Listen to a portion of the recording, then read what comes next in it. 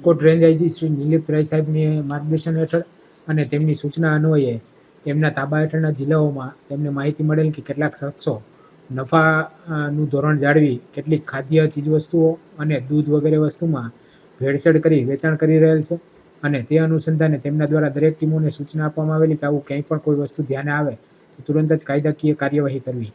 જેના અન્વયે રેન્જના જે પીઆઈ શ્રી અપૂર્વ પટેલ સાહેબ છે તેમની નીચે વિવિધ પીએસઆઈ શ્રીઓ દ્વારા આ બાબતે ટેકનિકલ અને હ્યુમન ઇન્ટેલિજન્સ દ્વારા માહિતી એકત્રિત કરવામાં આવેલી હતી.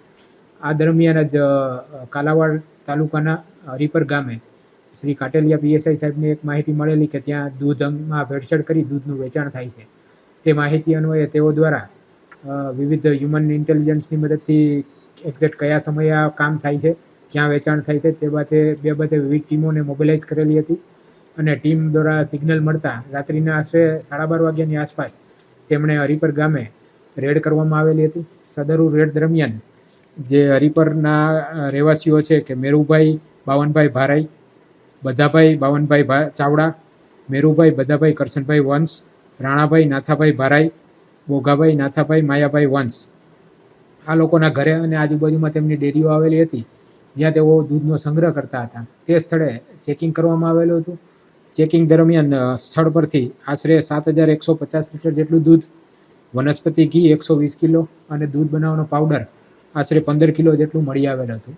અને આ જે દૂધની ક્વોન્ટિટી છે એ શંકાસ્પદ જણાતા સ્થળ પર ફૂડ સેફ્ટી ઓફિસર છે એમને તુરંત બોલાવવામાં આવેલા હતા અને કાયદાકીય રીતે સીલિંગ કરી અને આ સેમ્પલો એકત્રિત કરવામાં આવેલા હતા. આ સેમ્પલો વધુ તપાસ અર્થે મોકલવામાં આવેલ છે. ત્યારબાદ સદરું જે દૂધ છે 7,150 લીટર શંકાસ્પદ દૂધ, એ દૂધનો એફએસઓની હાજરીમાં જ ક્યાંય પર્યાવરણને નુકસાન ન થાય એ રીતે નિકાલ કરવામાં આવેલો હતો. જે કંઈ પણ રિપોર્ટ્સ આ બાબતેના આવશે એ રિપોર્ટ આવ્યા બાદ જો ગુનાહિત કૃત્ય જણાશે તો તેમના વિરુદ્ધ કડકમાં કડક કાર્યવાહી હાથ ધરવામાં આવશે. એ લોકો જે મટીરિયલ છે વિવિધ વનસ્પતિ ઘી અને એ બધી વસ્તુઓ ક્યાંથી લઈ આવતા હતા, કેટલા સમયથી લઈ આવતા હતા, તેમના ચલણો અને તેમનું ટેકનિકલ સર્વે કરી અને આ તમામ માહિતીઓ એકત્રિત કરવાની કાર્યવાહી હાલ ચાલુ છે.